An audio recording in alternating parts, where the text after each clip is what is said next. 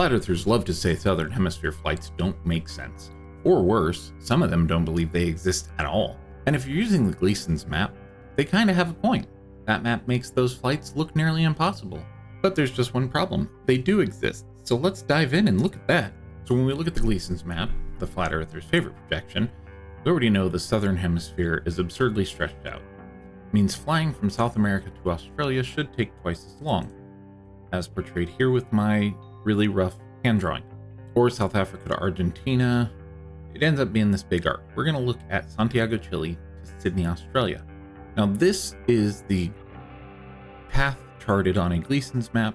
This is what the Gleason's map, in reality, a plane would take. The issue that we have here, though, is when these people leave Santiago or leave Sydney, they don't cross over any giant land masses like this. They see water the entire time, like this. So we know that this path is accurate for both the Gleason's map and the globe. So we just loaded in flight radar, and today we're going to look at it. And we will scroll down here, and would you look at that? We've got a live flight right now. This works perfect. Flight radar does use the Mercator projection, which we all know is just a flattened out version of the globe. It is a projection, just like the Gleason's map, but we don't run around saying, look at this accurate depiction of our world. Most globe believers know that the Mercator projection is not extremely accurate, but is good enough. So we're looking at this flight here, Santiago, Chile to Sydney, Australia. We've got it live. This is great. It's about a 13-hour long flight on a globe. It's a straight shot across the Pacific Ocean. But on the Gleason's map, we have to take this thing way down here to be accurate with how they fly. And this is my hand drawing. This isn't perfect, but essentially it should be nearly double the time with how much we have to come way out here to make it over there. And again, I'll reiterate, this is the flight path it would take if the Gleason's map was real, if flat Earth was real. But we know it does not take this flight. It is not trackable. It does not do this. People on this flight do not look out and see the Grand Canyon at any moment in time. Now you might be saying, this line looks crazy. Why does it fly this far south? And that's because when we map it on a globe, that is what a straight line, that is the shortest path between those locations. So you can see here, we'll line it up, bam. That there is the straight line across the globe.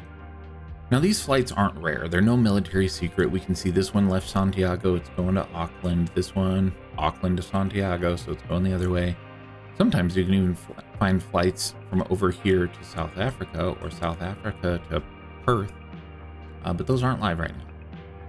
Now on a globe, everything checks out. So there are flat earthers out there who do say that jet streams make it so this super absurdly long flight path can happen in 13-14 hours because of those jet streams. Now what's fun is we rely on information, scientific information, constantly in reality.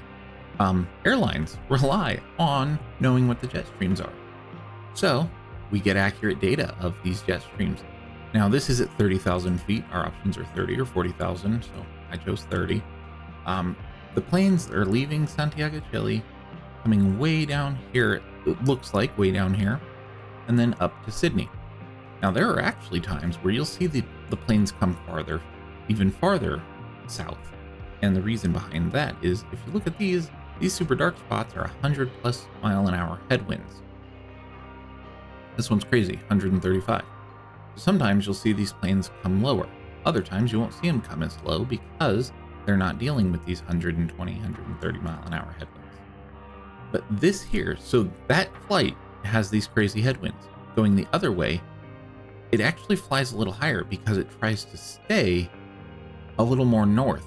So it's a longer distance in terms of ground distance, but they have this tailwind of 100 miles most of the time, which is why that flight is about a 2-hour difference going Santiago to Sydney versus Sydney to Santiago.